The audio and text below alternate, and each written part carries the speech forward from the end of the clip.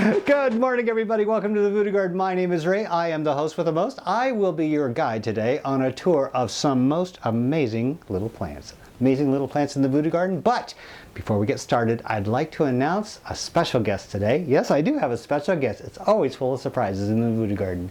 Everybody, please, please, please give me a warm Voodoo Garden welcome for the Prince of Perky. Yes, the Magician of Mischief. Yes, the King of Crazy.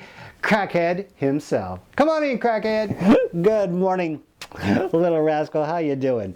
He wants to come upstairs. Yeah, he was downstairs whining and I was getting ready to do the Voodoo Garden video and I thought, what the heck? He's welcome up here. He doesn't damage the plants. He is definitely entertaining, but he is actually kind of focused on something outside. So I'm going to put him up here so that he can keep an eye on Kitty while I show you some really amazing plants. How's that sound?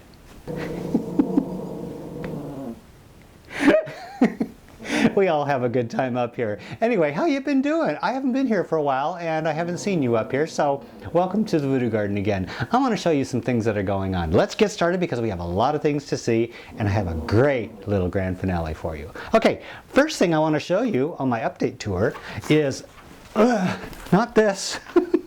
I want to show you this. What do you think this is, folks? Take a wild guess. What do you think this is? For those of you that have never tuned in here, take a wild guess. What do you think it is? Come on, don't be afraid. Oh, actually, let me give you a close-up shot and then you'll be able to try and tell me what this thing is because it's probably not what you think. Oh, how's that for a close-up shot? Is that a beauty or what? Yes, it is. Nice and green with a really thick stalk on it. Not normally grown inside. All right, make a guess. Okay, I'll tell you. I'm not going to make you guess. This is a beet. B-E-E-T. Yes, a beet. I am growing a mangle beet. A mangle beet is a beet with a huge root that looks like a football. Yes, it is. It is a monster. And I entered a growing contest run by Ronnie and also from Steven. Yep, they're both hosting a growing contest. You can grow a beet indoors or you can grow a beet outdoors. There's two different categories, indoors or outdoors, for the winter. Yes, how original is that? It's not a summer where everybody has an advantage if they grow in the south.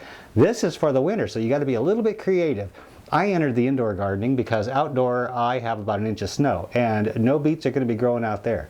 And I gave it the little voodoo touch and I think I'm doing pretty good. From what I understand, I'm in the lead right now, but the surprise is always going to be underneath the soil because you never know what's going on underneath there. You can have leaves, but you may not have a root. Ask my radishes about that. Pretty, huh? Yeah, and I've been munching on the leaves, so I really shouldn't be doing that if I want to win. I should leave all the leaves here, but I just couldn't stop eating this plant. Kind of pretty. I have 4 of these in a pot. These are my new cocoa babies. Yep, from the cocoa pod that I ordered, I don't know, a couple months ago. I planted some cocoa seeds and almost all of them sprouted and I gave some away to a friend, but I grew the rest and these are being grown in a pot, all 4 of them together, and I'm going to be making me a cocoa bush. Yeah, instead of having trees that are 30 feet high, which I can't do in my house, I'm going to prune these creatively and selectively and try. You growling away. What's out there? Is it Kitty? Grr. You brave little munchkin. Anyway, back to our show. Yes, these are going really good. If you ever want to grow cocoa in your house, you know what? All you need is high humidity and mediocre light because they don't require super bright light. You know, everybody's always thinking, gosh, I got to have bright light to grow stuff. You know what? Cocoa is a wonderful one as long as you keep it humid. They don't like dry environments. So as long as you can keep it humid and warm, you are in business. I wanted to show you these because they just make me happy because the leaves come out so delicate. Look at that, like wet tissue paper. And they're big and soft and then they harden up. Oops, I think this is where I bumped it up against another plant, but see? They toughen up and eventually they raise up like that. Beautiful plants. Eventually I'm going to have a cocoa pod on here. Don't hold your breath. You know how long it takes. Years and years and years.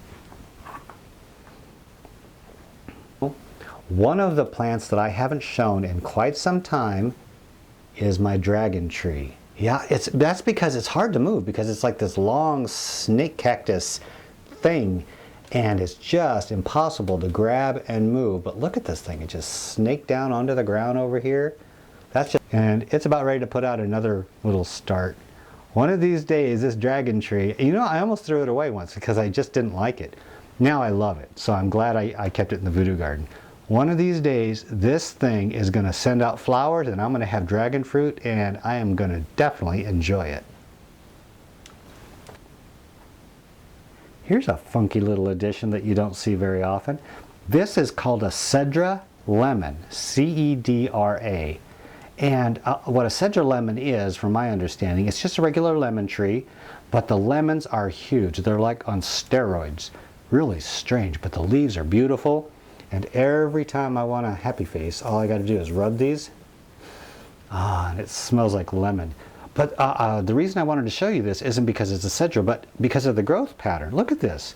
I did not do this at all. All I did was I had it growing up, and I cut off the growing tip. And all these branches started coming out. But the weird thing about these branches is, unlike normal trees where they come up, these ones just lay down naturally. I did absolutely nothing to this plant to make it do that. And it's got about 4 or 5 branches all curving downward. It's actually quite beautiful, isn't it? Yep. That's an addition to the Voodoo Garden that you don't normally see. Here's something that you've seen a couple times. This thing is huge. It is over 3 feet tall. It started putting out leaves, and the leaves on this are beautiful, the most amazing green, graceful as all heck. Look at that. One of these days, it's going to shoot a flower stem right out of the center, and we're going to be here to catch it on video. Yes, I've been hinting about this for the last week because I wanted to show you on the Voodoo Garden, my orchids are starting to flower.